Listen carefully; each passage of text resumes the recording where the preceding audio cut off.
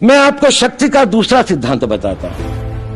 मुझे नहीं मालूम कि यह सिद्धांत मुझे बताना चाहिए या नहीं, मुझे यह भी नहीं मालूम कि यह सही है या नहीं, लेकिन क्योंकि मैं इसको मानता हूं और मुझे मालूम है कि इसके बारे में कई लोग जिनके हायर मॉरल वैल्यूज हैं शायद न भी समझते हो या न भी वो रखते हो, लेकिन एक मेरा विचार है, चाहे तो इस पर विचार करें। सब नहीं तो कुछ न कुछ लोगों को शायद इस विचार से कुछ सोचने की और कुछ करने की प्रेरणा मिलेगी। इतिहास दुनिया की सबसे बड़ी अदालत है, इससे बड़ी अदालत कोई नहीं। सुप्रीम कोर्ट में क्या हुआ, हाई कोर्ट में क्या हुआ, लड़ाई के मैदान में क्या हुआ, इलेक्शंस में क्या हुआ, ये सब बातें आती हैं चली जाती हैं, बाद में रह जाता है केवल इतिहास।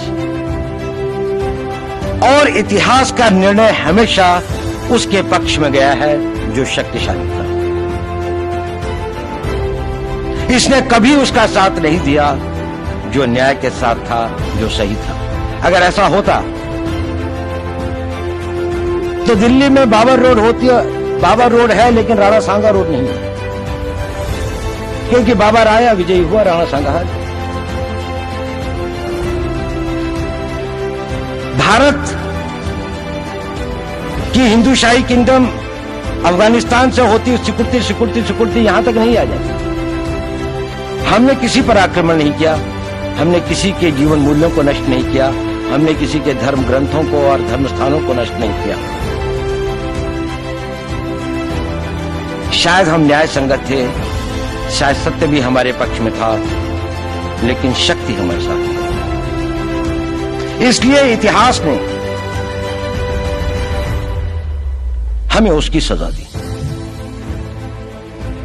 इतिहास ने हमेशा उनको सजा दी जिन्होंने विचारों को कर्म से और न्याय को शक्ति से अधिक महत्व दिया। अब मैं ये नहीं कह रहा हूं कि उसको उसकी तिलांजलि कर देनी चाहिए, ये नहीं है कि न्याय का अपना महत्व नहीं है, लेकिन यदि कॉन्फ्लिक्ट ऑफ इंटरेस्ट हो तो शक्तिशाली बनना ज्यादा आवश्यक है। भारत धर्मगुरु भी तभी बनेगा जब एक शक्तिशाली भारत का निर्माण होगा। जिन लोगों ने भारत के ऊपर आक्रमण किया, भारत के ऊपर राज किया, इस प्रकार से राज किया कि राज करते वक्त, जाते वक्त अपने गुलामों से कह दिया कि तुम राज कर लो, हम तो जा रहे हैं, तो यहां पर गुलाम वंश भी बन गया। अगर हम लड़ाई के वॉरफेयर के उसूलों से देखें कि किसी भी राष्ट्र की जो कॉम्प्रिहेंसिव स्टेट पावर होती है, किन चीजों से वो लड़ाई लड़ता है, जिसको हम कहते हैं कि ये शक्तिशाली है, दूसरा शक्तिशाली नहीं है, क्या वो अवयव होते हैं उसके, क्या घटक होते हैं उसके। तो भारत के पास जनशक्ति, धन शक्ति, ज्ञान की शक्ति, टेक्नोलॉजी की शक्ति, और जिन लोगों ने आक्रमण किया उनकी शक्ति को अगर हम ये देखें तो शायद 1 और 1000 का अनुपात भी नहीं होता।